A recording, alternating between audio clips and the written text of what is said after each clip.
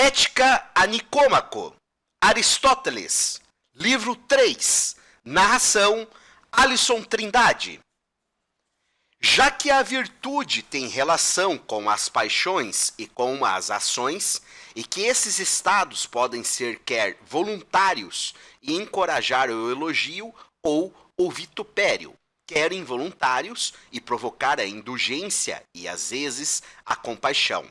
É sem dúvida necessário para aqueles que examinam a virtude distinguir entre o voluntário e o involuntário, e isso igualmente útil aos legisladores para estabelecer as recompensas ou os castigos. Consideram-se as ações involuntárias quando se dão por coerção ou por ignorância. Se dá por coerção tudo que tem seu princípio fora de nós, isto é, o princípio no qual não há nenhuma contribuição do agente ou do paciente. Por exemplo, se alguém é levado a alguma parte, seja pelo vento, seja por pessoas que a têm em seu poder. Mas, para as ações que se praticam por medo de maiores males, ou por algum motivo nobre, por exemplo, se um tirano nos ordenasse realizar uma ação vergonhosa, enquanto ele tem em seu poder nossos pais ou nossos filhos, e realizando essa ação, asseguraríamos a salvação deles, e recusando fazê-la, a morte deles. Por tais ações se questiona se elas são involuntárias ou voluntárias. Algo semelhante ocorre no caso da carga de um navio, quando é jogada fora em caso de uma tempestade. Em geral, ninguém se livra assim de seus bens voluntariamente, mas quando se trata de sua própria salvação e a de seus companheiros, um homem sensato age sempre assim. Tais atos, então, são mistos, mas assemelham-se mais às ações voluntárias, pois elas são livremente escolhidas no momento em que são realizadas, e a finalidade da ação varia com as circunstâncias. Deve-se, então, para qualificar uma ação como voluntária ou involuntária, referir-se ao momento em que ela é realizada. Ora, o homem age voluntariamente, pois o princípio que em tais ações move as partes apropriadas de seu corpo reside nele, e as coisas cujo princípio está no homem mesmo, fazê-las ou não, depende dele. As ações deste tipo são voluntárias, embora em um sentido absoluto talvez sejam involuntárias, já que ninguém escolheria tal ação por si mesma. As ações dessa natureza são às vezes objeto de elogio, quando se submetem a algo vergonhoso ou penoso em troca de coisas grandes e belas. No caso oposto, elas são objeto de censura, pois suportar as maiores indignidades sem nenhuma finalidade nobre é próprio de alguém medíocre ou de uma alma baixa. No caso de certas ações, não é o elogio que é provocado, mas a indulgência, quando alguém pratica uma ação que não deve ser praticada, para evitar males que excedam as forças humanas e que ninguém poderia suportar. No entanto, existem, sem dúvida, ações que não podem jamais ser praticadas e as quais devemos preferir sofrer a morte mais horrível. Por exemplo, os motivos que levaram Alquemeon, na peça de Eurípides, a matar sua mãe parecem ridículos. E se às vezes é difícil discernir, em uma dada ação, que parte nós devemos adotar e a que preço ou que devemos suportar em troca de qual benefício, é ainda mais difícil de persistir naquilo que decidimos, pois, na maior parte do tempo, o que se espera é penoso, e o que se é forçado a fazer é vergonhoso. De onde surgem os elogios e os vitupérios para aqueles que foram ou não impelidos a isso? Quais ações, portanto, é preciso que chamemos de forçadas? Não devemos dizer que, no sentido absoluto, é quando sua causa reside nas coisas exteriores, para a qual o agente nada contribui? As ações involuntárias em si mesmas, mas que por sua vez trazem determinadas vantagens, foram escolhidas livremente, e cujo princípio reside no agente. São em si mesmas involuntárias, mas no momento e na troca de tais vantagens tornam-se voluntárias e assemelham-se mais às ações voluntárias, pois as ações fazem parte das coisas particulares e essas ações particulares são voluntárias. Mas quais tipos de coisas devem ser escolhidos em troca de quais vantagens, isso não é fácil de estabelecer, pois existem numerosas diversidades nas ações particulares.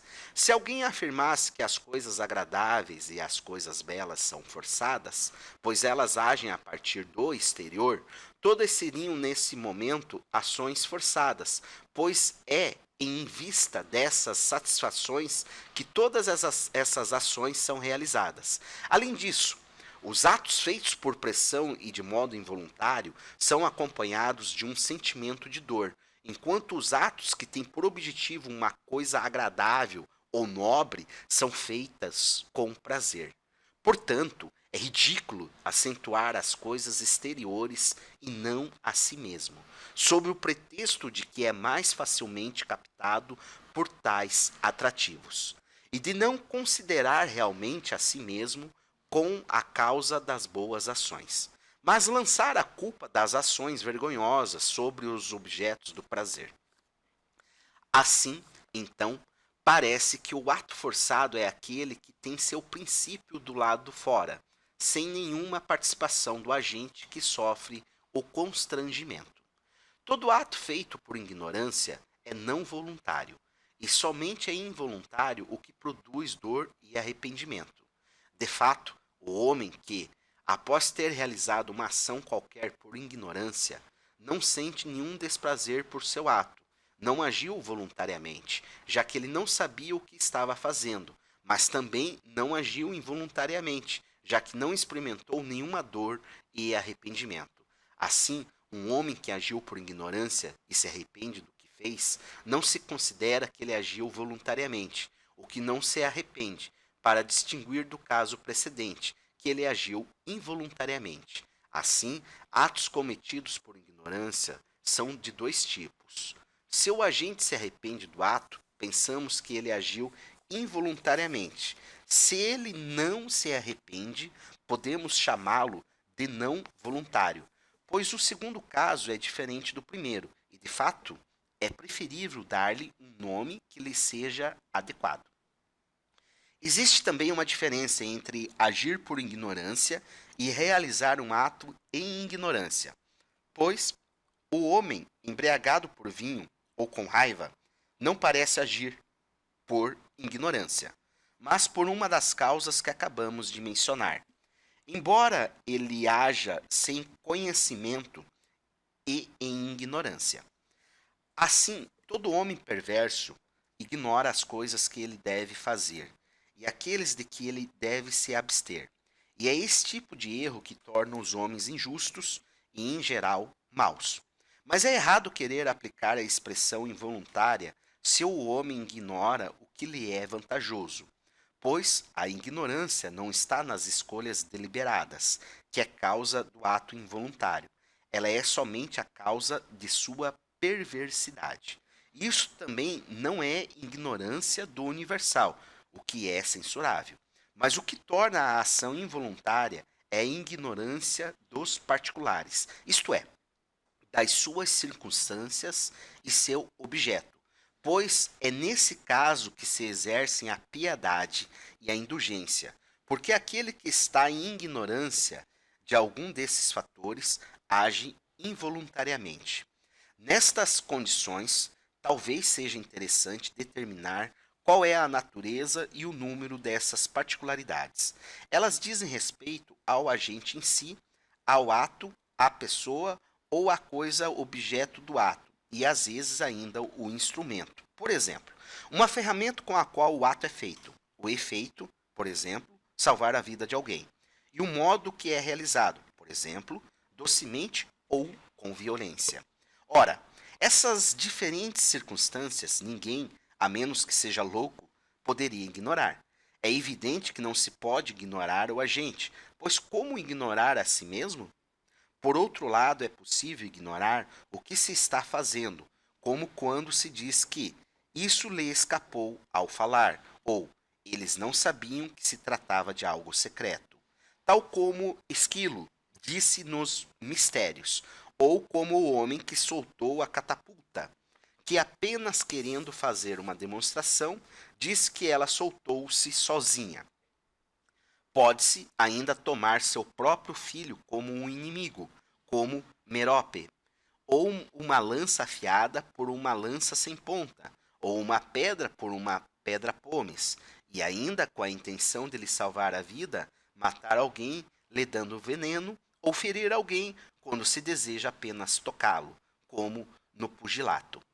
A ignorância, portanto, estando relacionada a todas estas circunstâncias, no seio das quais as ações se produzem, e o homem que ignorou uma dentre elas é visto como tendo agido involuntariamente, sobretudo se sua ignorância aplica-se às mais importantes.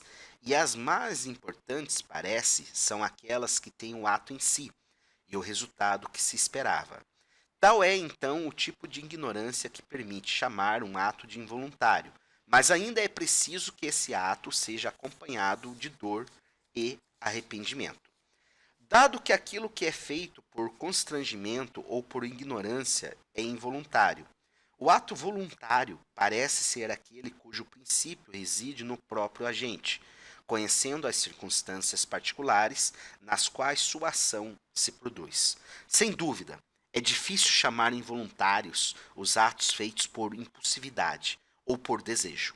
Primeiramente, não se poderia dizer que um animal age voluntariamente, muito menos as crianças. Em seguida, nunca realizamos voluntariamente atos relacionados ao desejo ou à impulsividade. Ou as boas ações são feitas voluntariamente e as ações vergonhosas involuntariamente. Tal asserção não é ridícula, enquanto que a causa é única e é a mesma? Mas é sem dúvida absurdo descrever como involuntárias o que devemos desejar, e temos o dever de encolerizar-nos com certas coisas e apetecer outras, por exemplo, a saúde e o estudo. Por outro lado, admite-se que os atos involuntários são dolorosos e os atos feitos por desejo são agradáveis. Além disso, qual diferença existe em relação aos atos involuntários entre os erros cometidos friamente e aqueles cometidos por impulsividade? É preciso evitar ambos.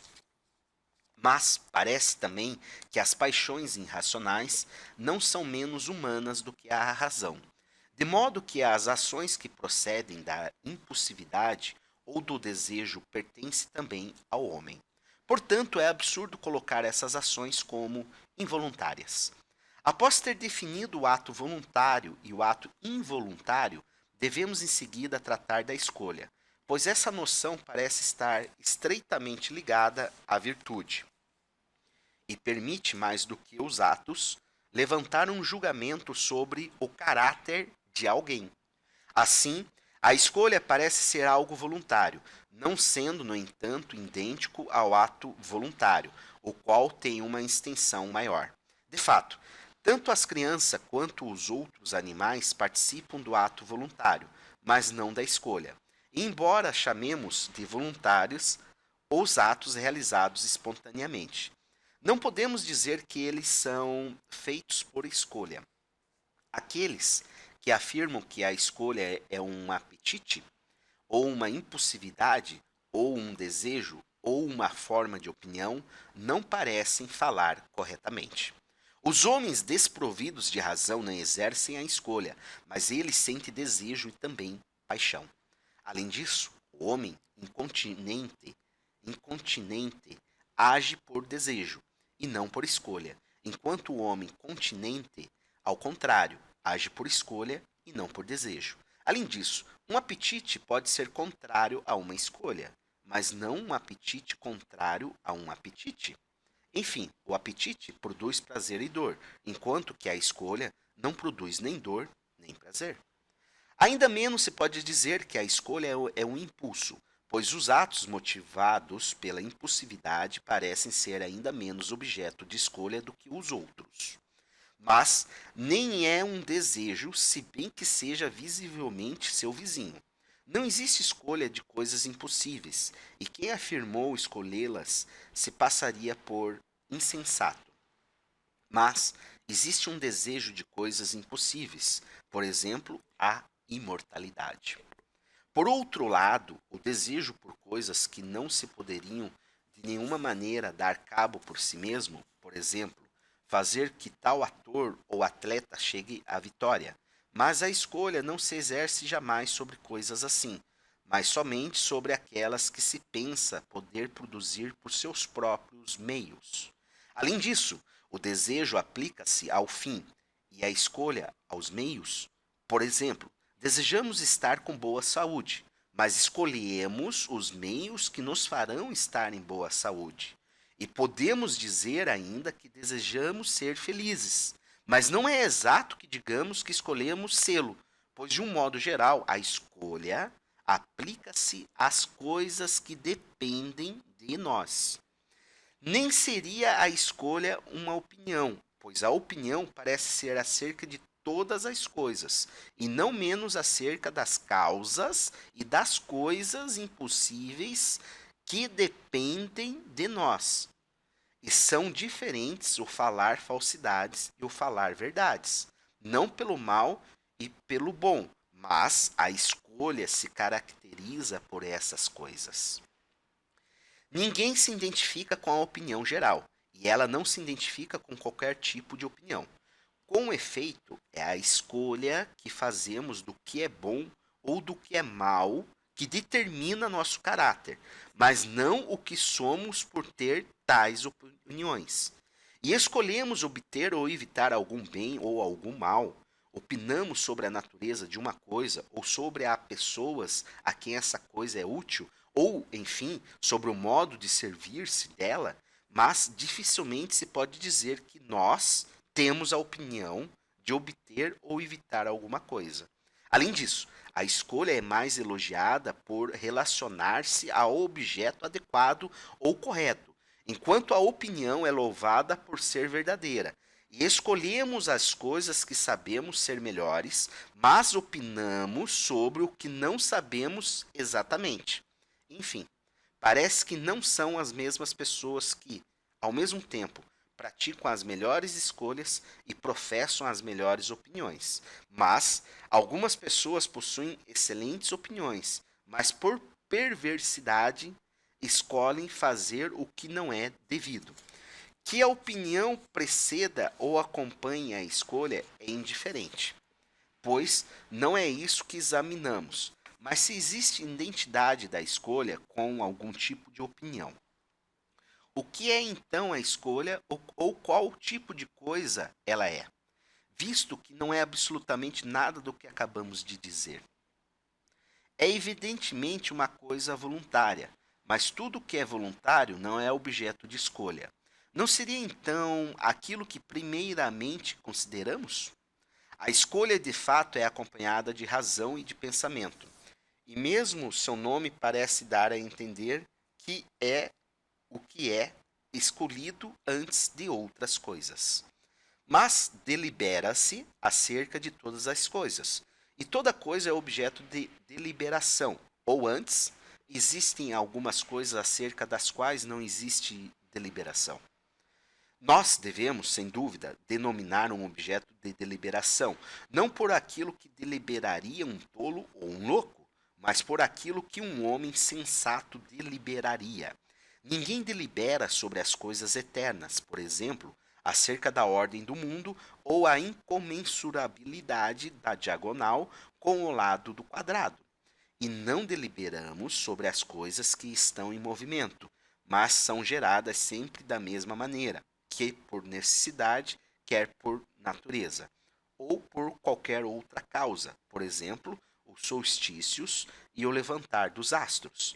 Nem nas coisas que acontecem às vezes de uma maneira, às vezes de outra, por exemplo, as secas e as chuvas. Nem para as coisas que acontecem por acaso, por exemplo, a descoberta de um tesouro. Ainda há mais. não deliberamos sobre todos os assuntos humanos. Por exemplo, nenhum lacedemônio deliberaria sobre qual seria a melhor forma de governo para os citas. De fato, nada disso seria gerado por nós. Mas deliberamos sobre as coisas que dependem de nós e que podemos realizar, e essas coisas são as que restam. De fato, as causas parecem ser a natureza, a necessidade e o acaso, e se acrescentam o intelecto e toda ação que depende do homem. E cada classe de homens delibera sobre as coisas que eles podem realizar por eles mesmos.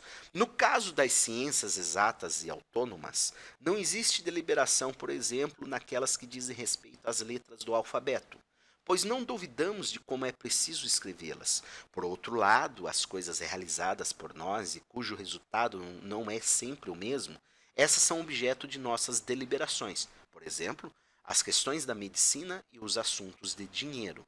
E deliberamos mais sobre a navegação do que sobre a ginástica, visto que a navegação foi estudada de uma maneira menos aprofundada, e semelhantemente a respeito das demais. E deliberamos mais sobre as artes do que sobre as ciências, pois estamos, em relação a elas, em uma maior incerteza. A deliberação diz respeito às coisas que se produzem com frequência, mas que permanecem incertas em seus resultados, assim como onde o resultado é indeterminado. E devemos recorrer a outras pessoas para deliberar sobre questões importantes, desconfiando de nossa própria insuficiência para discernir o que é preciso fazer. Nós não deliberamos sobre os fins, mas sobre os meios. Um médico não delibera se ele deve curar, nem um orador se ele deve persuadir, nem um político se ele fará boas leis, e nem qualquer homem delibera sobre o fim a atingir. Mas, uma vez que se estabeleceu o fim, examina como e por quais meios ele o alcançará. E se parece que ele pode ser alcançado por diversos meios, procura saber qual é o mais fácil e melhor. Se ao contrário, o fim apenas se alcança por um único meio, considera como ele será alcançado por esse meio, e esse meio, por sua vez, por qual meio ele pode ser ele mesmo, até que se chegue à causa primeira, a qual, na ordem da descoberta, é última. De fato, quando se delibera, parece proceder no exame e na análise que acabamos de descrever, tal como na construção de uma figura. Se é evidente que todo exame não é uma deliberação, por exemplo, as ciências matemáticas, do contrário, toda deliberação é uma investigação. E o que vem por último na análise é o primeiro na ordem de execução. E se chegamos a uma impossibilidade, abandona-se a investigação. Por exemplo, se precisamos de dinheiro, mas não é possível consegui-lo. Mas se uma coisa parece possível, tenta-se fazê-la. São possíveis as coisas que podem ser realizadas por nós, pois aquelas que são realizadas por nossos amigos são, em um sentido, realizadas por nós, pois o princípio está em nós mesmos. O objeto de nossas pesquisas, às vezes, são os instrumentos e às vezes a sua utilização. Acontece o mesmo nos demais casos. Às vezes é o instrumento, às vezes o modo de fazer uso dele, ou dito de outro modo, por qual meio.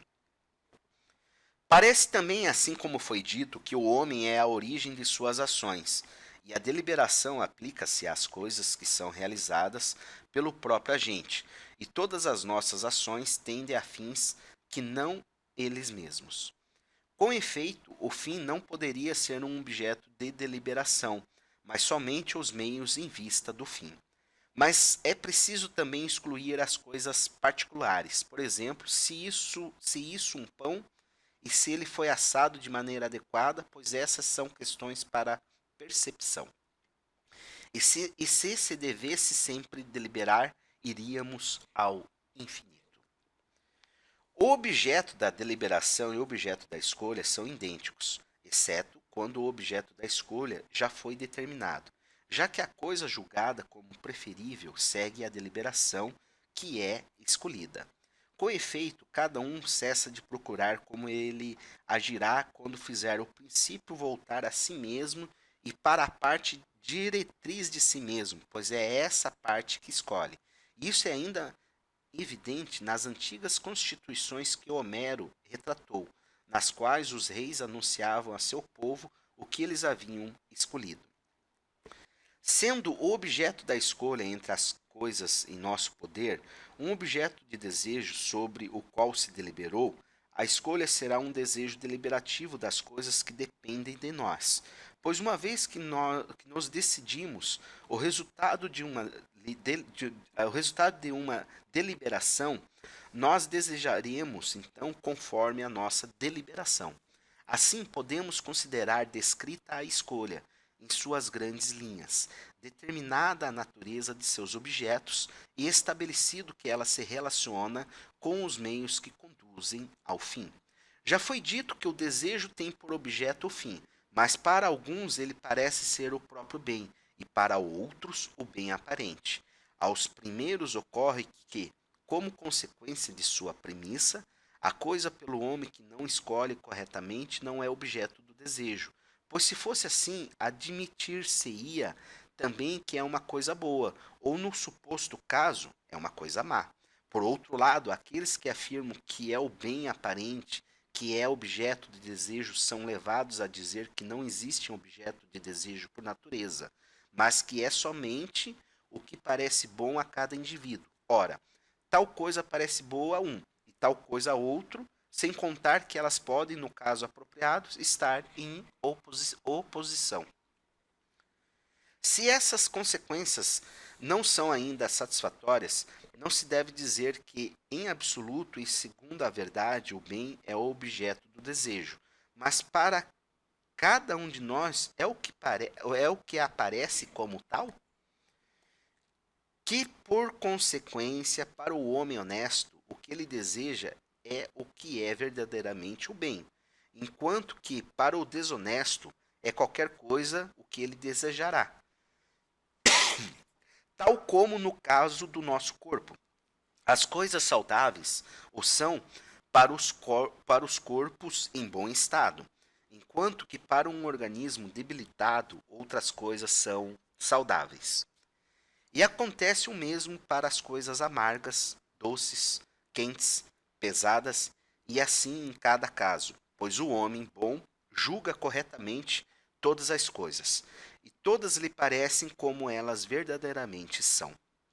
De fato, para cada uma das disposições individuais existem coisas belas e agradáveis, e, sem dúvida, o que mais distingue o homem bom é que ele vê em todas as coisas a verdade, existindo para elas em algum tipo de regra e uma medida.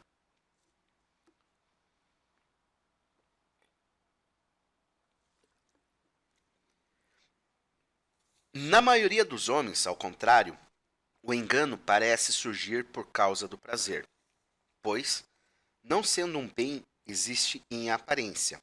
Eles também escolhem o que é agradável como sendo um bem, e evitam o que é doloroso como sendo um mal. O fim, sendo assim objeto de desejo, e os meios para alcançar o fim, objetos de deliberação e de escolha, as ações que dizem respeito a esses meios serão voluntárias e feitas por escolha.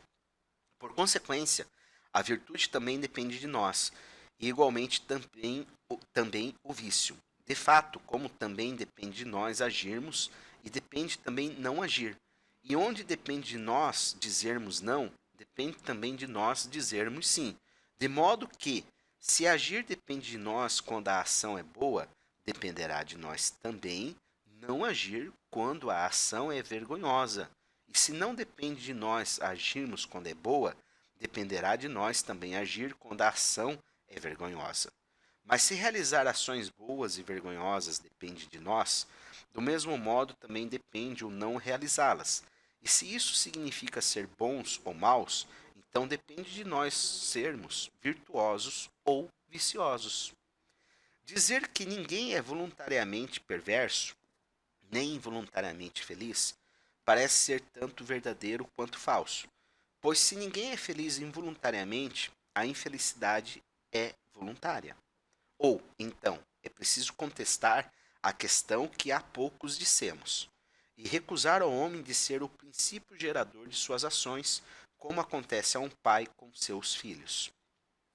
Mas é evidente que o homem é o autor de suas próprias ações. E se podemos restabelecer nossas ações a outros princípios além daqueles que estão em nós, então as ações cujos princípios estão em nós dependem de nós e são voluntárias. A favor dessas considerações, pode-se, parece, chamar em testemunho ao mesmo tempo o comportamento dos indivíduos em sua vida privada e a prática dos legisladores, pois eles punem e castigam aqueles que praticam mal, exceto quando eles são forçados a agir desse modo ou por ignorância pela qual o agente em si não é responsável. E por outro lado, honram aqueles que praticam boas ações, a fim de encorajar estes e reprimir os outros. Mas as coisas que não dependem de nós e não são voluntárias, ninguém se propõe fazê-las, em razão de que se perderia seu tempo a nos persuadir de não sentir calor, de não sofrer, de não ter fome, e do mesmo modo as coisas de tal tipo, pois nós estaríamos menos sujeitos a experimentar essas coisas. Na verdade, se puníssemos alguém por sua própria ignorância, se ele parece ser a causa dessa ignorância, como por exemplo no caso de embriaguez, onde as penalidades são duplicadas, de fato, o princípio do ato reside no próprio agente, pois ele era responsável por não se embriagar, e isso causa de ignorância. São punidos igualmente aqueles que ignoram algumas destas leis, as quais é preciso conhecer e não apresentam qualquer dificuldade.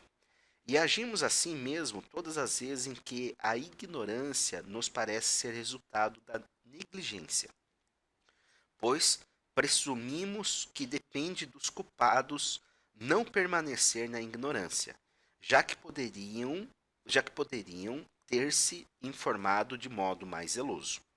Mas talvez certos homens sejam de tipo que não possam ser diligentes, mas os homens que levam a uma existência relaxada são pessoalmente responsáveis por terem se tornado eles mesmos relaxados, ou de se tornarem injustos ou intemperantes.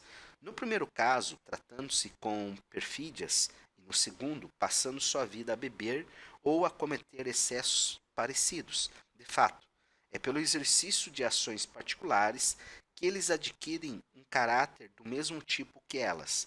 Isso é manifesto pelo modo com que os homens treinam para uma competição ou uma atividade qualquer, gastando todo o seu tempo em exercícios. Assim, somente uma pessoa desprovida de sentido se recusa a reconhecer que é pelo exercício de tais ações particulares que se formam as disposições de caráter. Além disso, é absurdo supor que um homem que comete atos injustos ou intemperantes não deseje ser injusto ou intemperante, mas, se não é ignorante, realiza ações que terá por consequência nos tornar injustos, e é voluntariamente que se tornará injusto. Não resulta disso, entretanto, que um simples desejo bastará para que cesse de ser injusto e passe a ser justo. E também não é assim que um enfermo encontra a saúde, embora possa acontecer que ele esteja doente voluntariamente, levando uma vida incontinente e desobedecendo aos seus médicos. Era no princípio que ele era então possível não estar doente, mas agora isso não é mais possível, pois perdeu a oportunidade, da mesma maneira que, se você lançou uma pedra, você não é mais capaz de pegá-la, mesmo que para tanto dependesse de você arremessá-la ou de lançá-la, pois o princípio estava nela. Assim também é para o homem injusto e o intemperante. No princípio lhes era possível não se tornar assim. E é por sua própria vontade que são justos e intemperantes. E agora que eles se tornaram assim, não lhe é mais possível o ser diferentes. Não apenas os vícios da alma são voluntários, mas aqueles dos corpos também o são em alguns homens, os quais são censurados por nossa parte. De fato, ninguém censura os homens que são feitos por natureza, mas censuramos aqueles que o são por falta de exercício e cuidado. Do mesmo modo, no que diz respeito à fraqueza ou a uma enfermidade, jamais se fará uma queixa a alguém por ser cego de nascença, ou por consequência de uma doença ou de uma ferida, pois é sobretudo pena que se sentirá. Por outro lado, todos censurariam aquele que se torna cego pelo abuso do vinho ou por alguma outra forma de intemperança. Assim, então, entre os vícios do corpo, esses que dependem de nós evitar são censurados, com exceção daqueles que não dependem de nós. Mas se isso é assim, nos outros casos, os vícios que nos são igualmente censurados dependeria de nós evitarmos.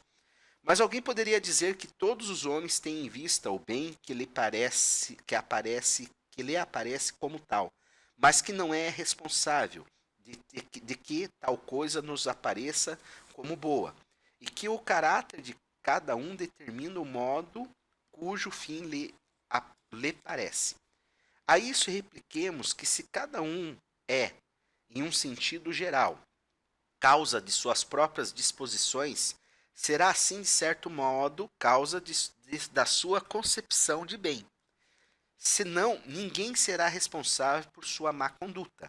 Mas se é por ignorância do fim que ele realiza suas ações, pensando que elas lhe oferecerão o bem mais excelente e por resultado o fim, não é assim um objeto de uma escolha.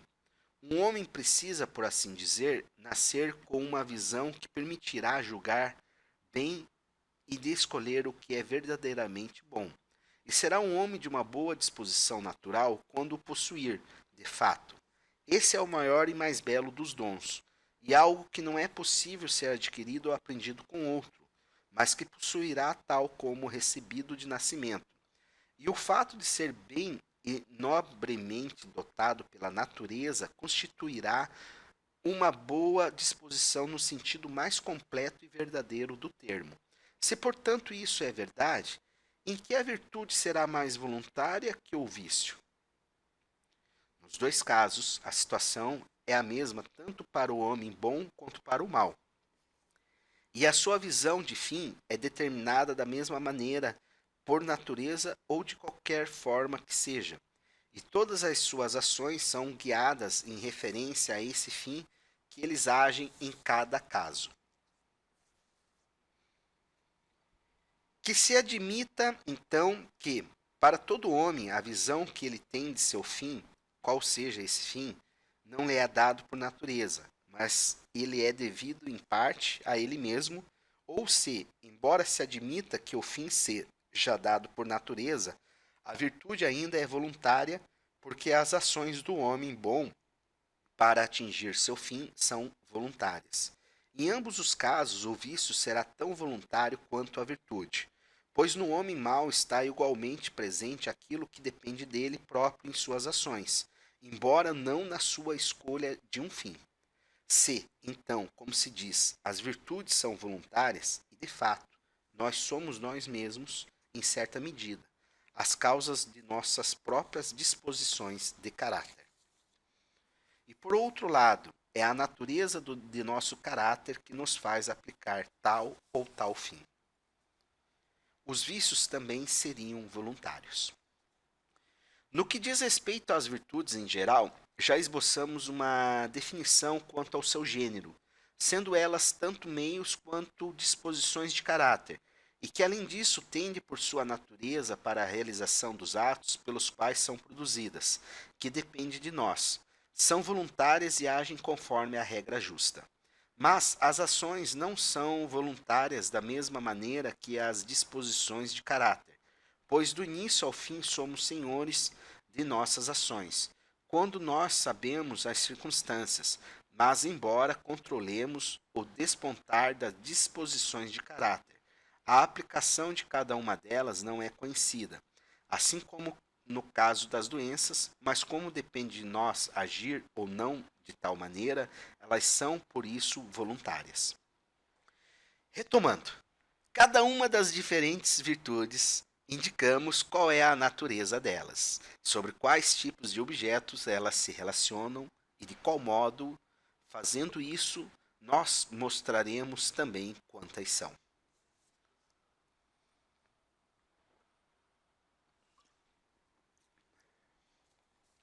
Primeiramente, falemos da coragem. Seja a coragem um meio termo em relação ao medo e à temeridade, isso é algo que já tornamos manifesto. Ora, é evidente que nós tememos as coisas que são temíveis.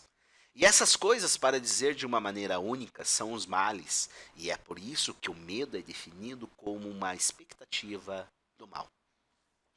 Assim, nós tememos todos os males, como, por exemplo, o desprezo, a pobreza, a doença, a falta de amigos, a morte. Por outro lado, não parece que a coragem tenha relação com todos estes males, pois é até justo e nobre temer certas coisas, e é vergonhoso não temer, por exemplo, o desprezo. Aquele que teme o desprezo é um homem digno de honra, e aquele que não teme é insolente, embora às vezes este seja chamado por alguns de homem corajoso, porque ele oferece alguma semelhança com um homem corajoso, sendo ele também alguém que não teme. Quanto à pobreza, sem dúvida, nós não devemos temê-la, nem também a doença, nem qualquer mal em geral que não nos provém de um vício ou que não dependa de nós. Mas aquele que não experimenta nenhum medo não é também tão corajoso, embora apliquemos a ele também esse termo por semelhança. Pois alguns homens que são covardes diante dos perigos da guerra mostram-se liberais nas questões de dinheiro e suportam com constância a perda de sua fortuna. Não é menos covarde o homem que teme que o insulto seja feito a seus filhos e a sua esposa, ou tenha inveja ou algum mal desse tipo, e nem é corajoso quando se mostra arrogante no momento de receber o chicote.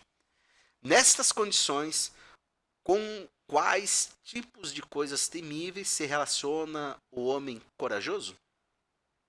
Não seria com as mais importantes? Ninguém de fato suporta mais intrepidamente os perigos do que o homem corajoso. Ora, o mais temível de tudo é a morte, pois ela é um ponto final. E para aquele que morre, nada mais vai lhe acontecer, nem de bom, nem de mal. No entanto, mesmo para afrontar a morte, não é, parece, em todas as circunstâncias que se pode ser qualificado como homem corajoso, por exemplo, nos perigos ocorridos no mar ou na doença. Em quais ocasiões, então, se é corajoso? Não seria nas ocasiões mais nobres? Ora, essas são as que se encontram na guerra, diante do maior e do mais nobre perigo, e por isso são honradas nas cidades e nas cortes dos monarcas. No sentido principal do termo, portanto, será chamado corajoso aquele que permanece sem medo na presença da bela morte ou de algum perigo iminente que pode levar à morte. Ora, tais são particularmente os perigos da guerra. Mas também, no mar ou nas doenças, o homem corajoso se mostra um homem destemido, embora não seja do mesmo modo que são os marinheiros, pois ele abandonou toda a esperança de salvação e se revolta com o pensamento de morrer deste modo. Enquanto os marinheiros mantêm a esperança em razão de sua experiência. Do mesmo modo, também mostra coragem em circunstâncias em que se permite mostrar valor, ou morrer uma bela morte. Mas nesses diferentes tipos de morte, nenhuma das duas condições que nós colocamos é realizada.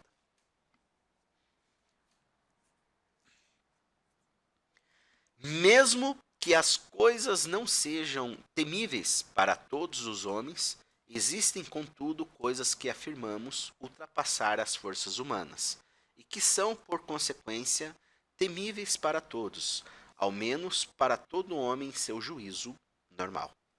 Mas as que não ultrapassam as forças humanas diferem em grandeza e grau. assim como as coisas que inspiram confiança. Ora, o homem corajoso é tão intrépido quanto o homem pode ser. Também enquanto experimenta o temor nas coisas que não estão além das forças humanas.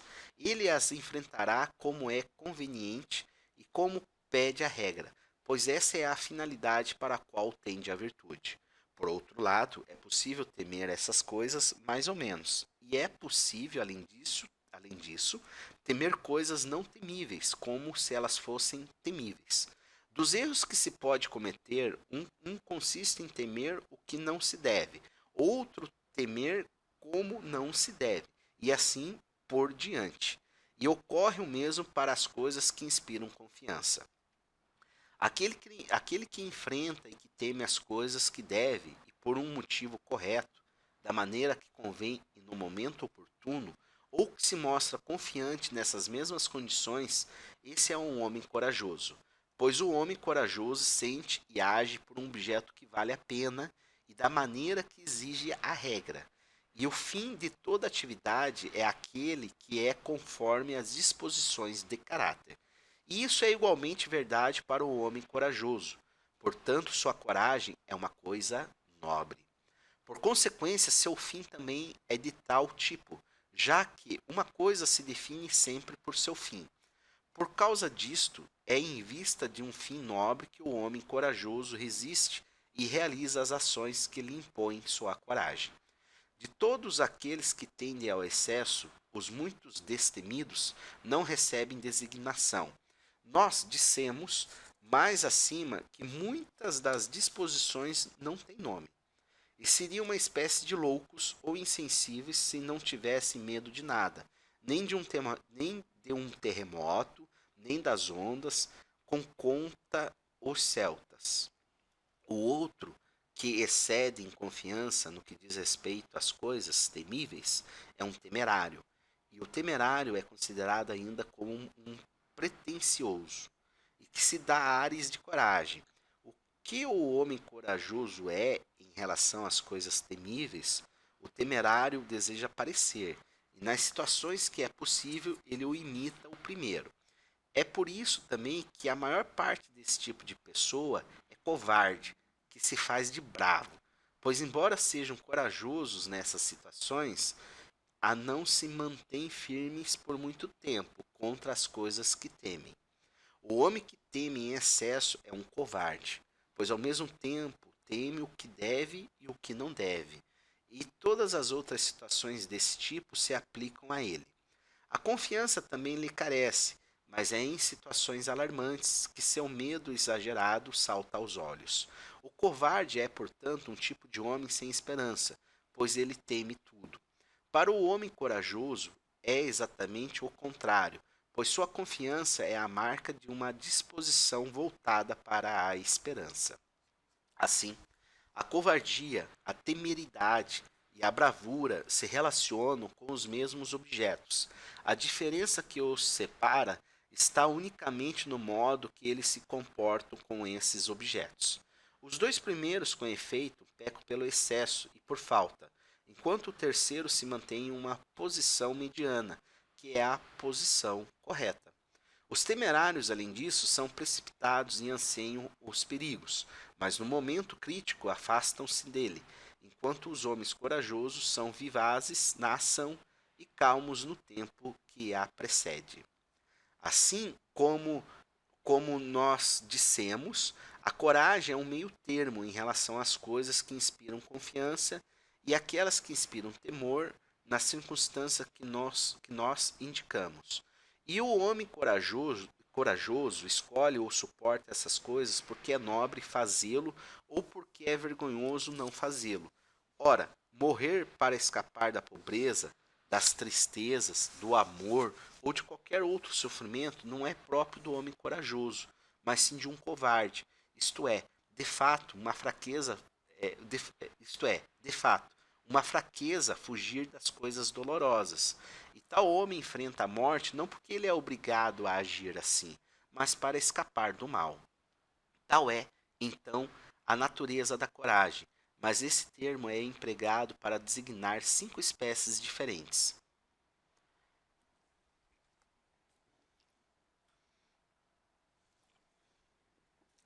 Primeiramente, a coragem do cidadão soldado, pois ela é a que mais se assemelha à coragem propriamente dita. Os cidadãos soldados, de fato, parecem enfrentar os perigos por causa das penalidades provenientes da lei, das recriminações, se assim não agissem, e também por causa das honras que lhes distinguem por sua ação. Por essa razão, os homens mais corajosos estão aparentemente entre aqueles povos em que os covardes são condenados à desonra e os bravos são honrados. São os homens corajosos desse tipo que descreve Homero, por exemplo, em Diomedes e em Heitor. Polidamas será o primeiro a me censurar, pois Heitor um dia dirá com soberba diante dos troianos: medroso foi Títedes e fugiu da minha frente. Esta espécie de coragem é a que mais se assemelha à descrita anteriormente, pois resulta da virtude. Em sua origem estão o sentimento de vergonha, o desejo de algo nobre, a honra e o temor à desonra, que é vil. Nessa mesma categoria, poder-se-ia incluir aqueles que são forçados por seus comandantes, mas esses são inferiores, pois não agem pelo sentimento de honra, mas por medo, e não para evitar o que é vergonhoso, mas sim o que é doloroso. Por consequência, seus comandantes os compelem como Heitor. Mas, se ouvir algum medroso a tremer na batalha, ele esperará em vão escapar dos cães. E não agem de modo diferente os oficiais que atribuem seus postos aos soldados e lhe batem se recuam, ou aqueles que alinham seus homens diante dos fossos ou outras trincheiras desse tipo, todos empregam a compulsão. Ora, não se deve ser corajoso porque se é forçado a sê-lo, mas porque é uma coisa nobre. A experiência em relação a certos perigos também é vista como uma forma de coragem. É por esta razão que no pensamento de Sócrates a coragem é identificada com o conhecimento. Uns experimentam esse tipo de coragem em tais circunstâncias, outros em outras, e os soldados profissionais o demonstram especialmente nos perigos da guerra, pois de fato parecem existir na guerra muitos alarmes vãos, dos que esses homens têm a mais completa experiência, e eles aparentam ser corajosos, visto que os outros não sabem como eles são.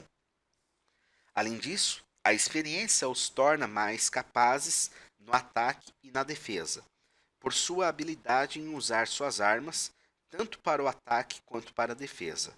Combatem, portanto, como homens armados contra uma multidão desarmada, ou atletas bem treinados que lutam contra simples amadores, pois nesses tipos de competições não é o mais corajoso que é o melhor combatente, mas aquele que é mais forte e cujo corpo é mais bem treinado. Mas os soldados profissionais se tornam covardes quando o perigo se mostra muito grande e quando eles possuem um número inferior de equipamentos. De fato, eles são os primeiros a fugir, enquanto as tropas compostas de cidadãos soldados morrem em seus postos, como ocorreu na Batalha do Templo de Hermes. Para os soldados cidadãos é vergonhoso fugir, e é preferível a morte a uma salvação adquirida a esse preço, enquanto os outros, ao contrário, começam a afrontar o perigo pensando que eles são os mais fortes, mas, uma vez conhecida a realidade, eles fogem, temendo mais a morte do que a desonra. Mas o homem corajoso não age assim. A paixão, às vezes, também é relacionada com a coragem. As pessoas que agem pelo impulso da paixão se comportam como feras, lançando-se sobre quem os feriu, porque os homens corajosos também são apaixonados. De fato, nada como a paixão para lançar os homens aos perigos, como diz Homero. Colocou sua força em sua paixão, excitou-lhes ânimo e paixão, ofegava amarga indignação e, seu sangue fervia. Pois todos esses sintomas parecem indicar a excitação e o elan da paixão. Assim, os homens corajosos agem tendo em vista a honra, embora a paixão os auxilie, enquanto as feras, ao contrário, são levadas pelos sofrimentos. Por exemplo, por causa de uma ferida ou por medo, já que elas não se aproximam de quem se perde na floresta. Não são corajosas quando impelidas pela dor e pela paixão, pois elas se atiram ao perigo sem prever nenhum dos riscos. Do contrário, até mesmo os asnos seriam corajosos quando eles têm fome, já que não há força de golpes que os faça deixar o pastoreio. E também a luxúria leva os adúlteros a cometerem muitos atos audaciosos, mas não são corajosos aqueles cuja dor ou a paixão impele para o perigo. A coragem devido à paixão é a mais natural de todas, e quando se acrescenta a escolha e o motivo, constitui a coragem em sentido próprio. Os homens, assim como os animais, sofrem quando se encolerizam e experimentam o prazer quando se vingam. Mas aqueles que lutam por essas razões, combatendo valentemente, não são corajosos no sentido próprio, pois não agem tendo em vista a honra, nem pela regra justa, mas sob o efeito da paixão. No entanto, algo neles lembra a verdadeira coragem. Nem mesmo as pessoas otimistas são corajosas, pois elas se mantêm seguras em meio aos perigos só porque venceram muitas vezes e contra muitos adversários. Contudo, assemelham-se aos homens corajosos naquilo que tanto uns como os outros são confiantes. Mas os homens corajosos tiram sua confiança das razões que nós expomos previamente, enquanto os outros o são porque pensam ser mais fortes e incapazes de sofrer o que quer que seja. Tal é também o comportamento das pessoas em estado de embriaguez e que se tornam otimistas. Mas, quando as coisas não acontecem como elas esperam, elas fogem. Ora, nós vimos que a marca de um homem corajoso é suportar o que é realmente temível ao homem, ou o que lhe parece como tal, porque é belo agir assim e vergonhoso não fazê-lo. É por isso ainda que se considera a marca de um homem corajoso o fato dele permanecer sem medo e sem perturbação diante dos perigos que surgem repentinamente do que nos perigos que podem ser previstos. Pois a coragem provém mais de uma disposição de caráter e menos da preparação. Com efeito, os atos previsíveis podem ser objeto de uma escolha calculada e pela regra justa, enquanto os perigos repentinos exigem uma disposição estável de caráter. As pessoas que ignoram o perigo parecem também corajosas, e elas não estão muito afastadas dos homens autoconfiantes e otimistas. Entretanto, elas lhes são inferiores por sua total falta de segurança, enquanto os outros a possuem. Por isso, os homens que confiam em si mesmos também se mantêm firmes durante algum certo tempo, enquanto aqueles que não se dão conta do perigo e experimentaram as decepções a respeito dele, desde que eles se apercebam, ou mesmo suponham que a realidade é completamente diferente. Fogem, como aconteceu aos argivos, quando enfrentaram os espartanos, tomando-os por Sicionos. Nós acabamos, assim, por indicar as características tanto do homem corajoso quanto daqueles que se passam por corajosos. Mesmo que a coragem tenha relação com medo e com a confiança, não é do mesmo modo que ela se relaciona com uma e com outra, mas ela se mostra maior nas coisas que inspiram medo. Com efeito, aquele que não se perturba em meio aos perigos e que se comporta diante dele como é preciso, é mais verdadeiramente corajoso do que aquele que se comporta assim em situações que inspiram confiança. Portanto, é por sua firmeza para as coisas que trazem sofrimento que dissemos que homens assim são chamados corajosos. É por isso que a coragem é em si mesma uma coisa dolorosa, e é certamente objeto de nossos elogios, porque é mais difícil suportar as dores do que se abster dos que é agradável.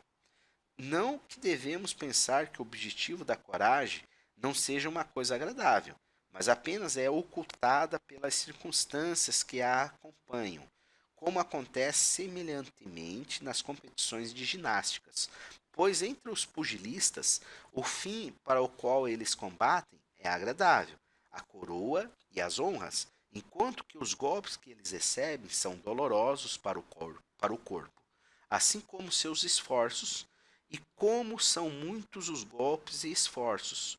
O fim, que é único e pequeno, parece não possuir nada de agradável.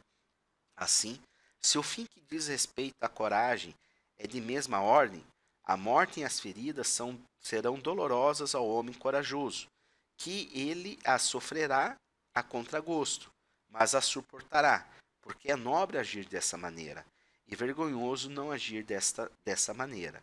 E quanto mais a virtude que ele possui for completa e grande, a sua felicidade, maior será, maior será o sofrimento ao enfrentar a morte, pois é para homens desse tipo que a vida é plena, e eles sabem que estão renunciando ao maior dos bens, e isso é doloroso.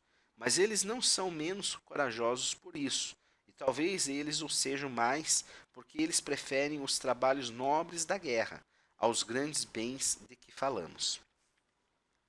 Assim, não é de todas as virtudes serem exercidas de modo agradável, senão na medida em que seu fim seja alcançado.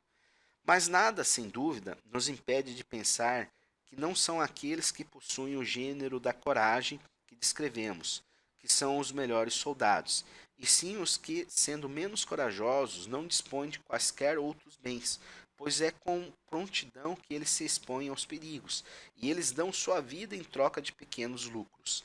Assim, a coragem foi estudada de modo suficiente, e quanto à sua natureza, não é difícil, ao menos em grandes linhas, de compreendê-la, com a ajuda das explicações que precederam.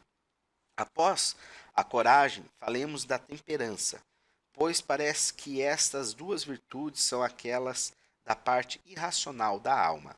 Nós dissemos que a temperança é o meio termo em relação aos prazeres, pois ela está a um nível menor e de uma maneira diferente em relação às dores e não do mesmo modo. E a intemperança também não se manifesta do mesmo modo. A quais tipos de prazeres elas se relacionam, então? É o que nós vamos agora determinar.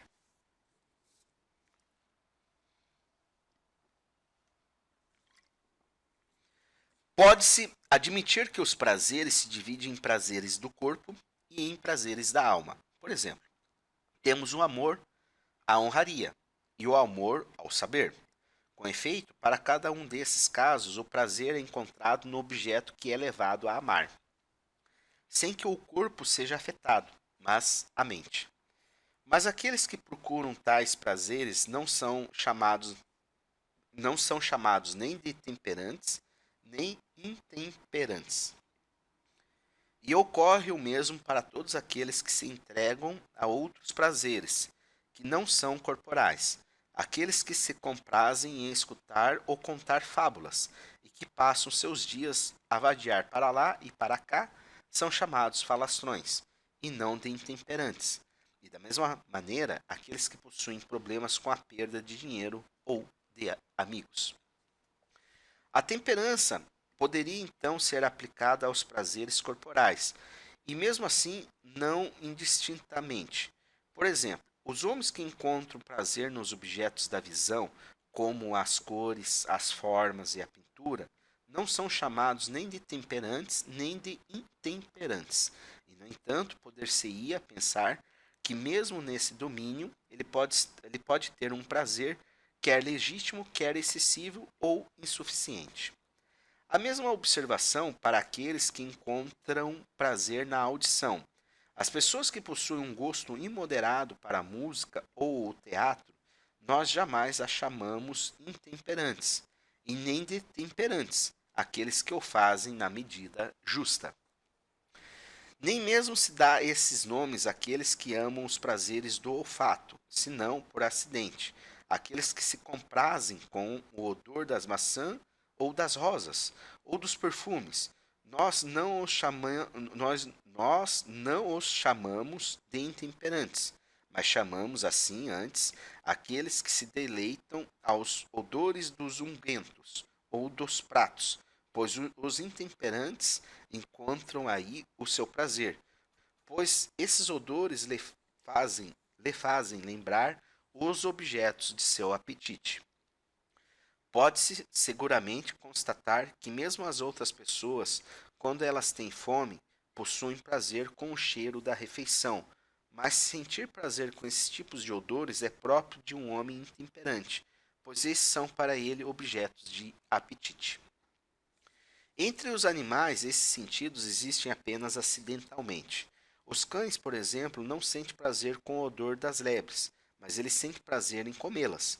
O odor lhes deu somente a percepção da lebre. Mesmo o leão não se interessa pelo mugir do boi, mas sim em devorá-lo. O mugido lhe fez somente perceber que o boi está próximo, e parece assim sentir prazer com seu mugido. Do mesmo modo, ele não se compraz em ver um cervo ou uma cabra selvagem, mas ele se regozija em poder devorá-los. Assim, a temperança e a intemperança somente têm relações com esses tipos de prazeres que o homem possui em comum com os animais e que, por resultado, parece ter um caráter vil e bestial. E são os prazeres do tato e do paladar. Além disso, parece fazer pouco uso desses prazeres ou mesmo nenhum. De fato, é do paladar que surge a discriminação de sabores, tal como ela é praticada pelos degustadores de vinho e pelos bons cozinheiros. Mas essas discriminações não oferecem muito prazer, ao menos quanto às pessoas intemperantes.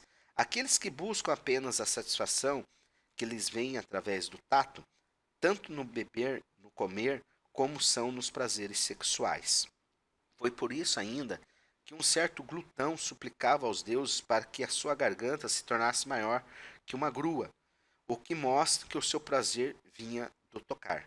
Assim, o sentido a qual a intemperança está ligada é aquele mais comum, e a intemperança somente pareceria ser repreensível porque existe em nós não enquanto homem, mas enquanto animais.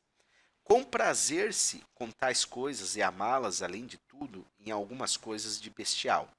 De fato, excluem-se os prazeres táteis, mais apuráveis, como os prazeres que oferecem as ginásticas e os banhos quentes, pois o contato, cuja apreciação designa o homem intemperante, não afeta os corpos, mas somente algumas de suas partes.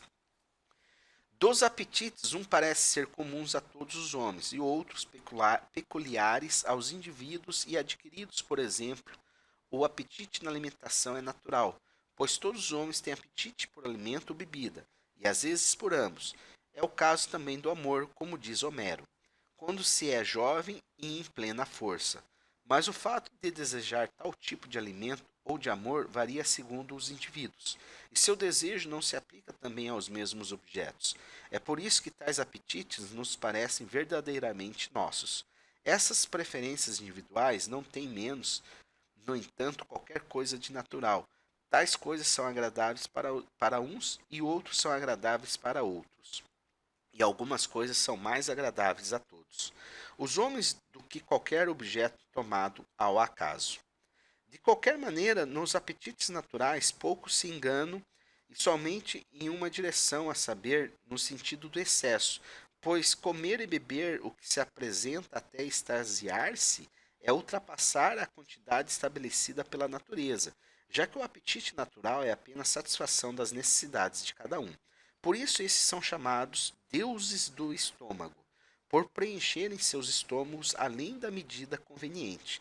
E somente as pessoas de um caráter particularmente vil caem em tal excesso.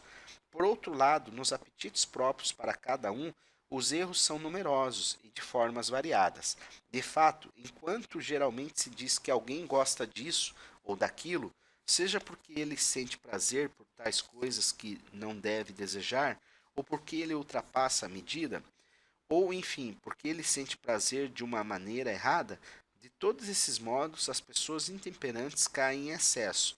De fato, elas colocam seu prazer em coisas que não deveriam comprazer-se, pois são detestáveis. E mesmo que ocorra em algumas mesmo que ocorra mesmo que ocorra que algumas dentre elas sejam permitidas, eles se entregam a seu gosto mais do que a maioria das pessoas.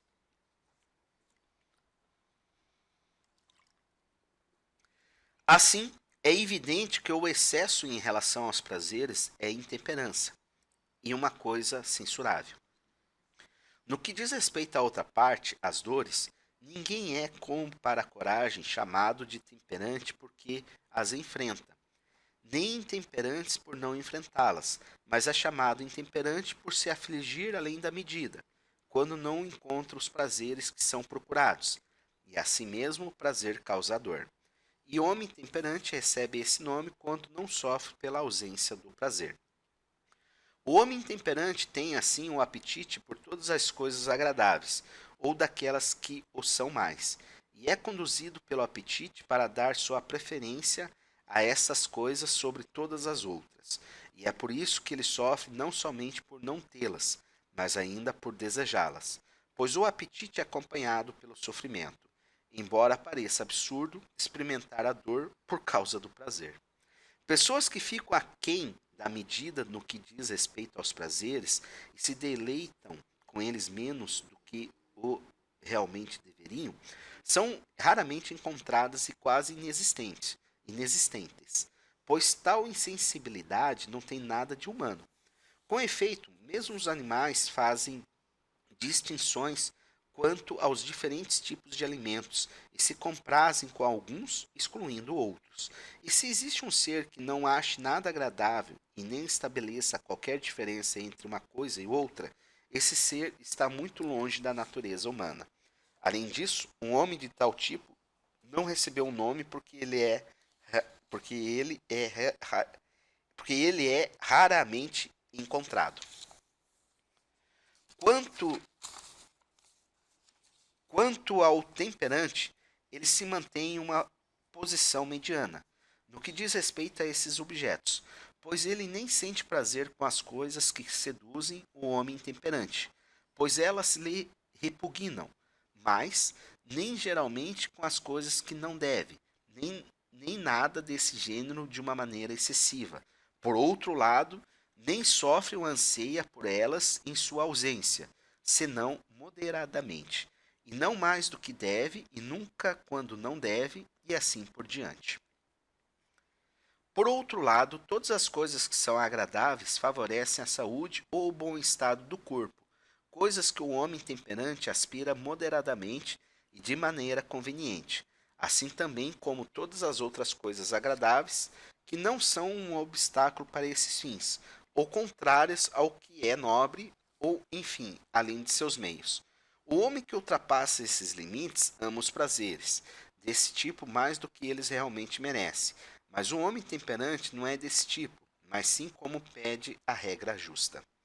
A intemperância é mais semelhante a uma disposição voluntária do que a covardia, pois ele tem por causa o prazer, e a covardia o sofrimento. Dois sentimentos cujo primeiro é objeto de escolha e o outro objeto de repulsão. Ora, o sofrimento coloca fora de si o ser que o experimenta e destrói sua natureza, enquanto o prazer não faz nada disso. A intemperância é também mais voluntária e por isso mais censurável, pois se acostuma mais facilmente a seus objetos, porque as ocasiões desse tipo são numerosas no curso da vida, e esses hábitos são inofensivos, ao contrário do que se passa em situações que inspiram o perigo. Mas a covardia parece ser um estado voluntário que se distingue de suas manifestações particulares. De fato, ela é indolor em si, mas somos avassalados por essas últimas, a ponto de nos fazer abandonar nossas armas ou adotar outras atitudes vergonhosas, o que dá aos atos a aparência de serem realizados por força.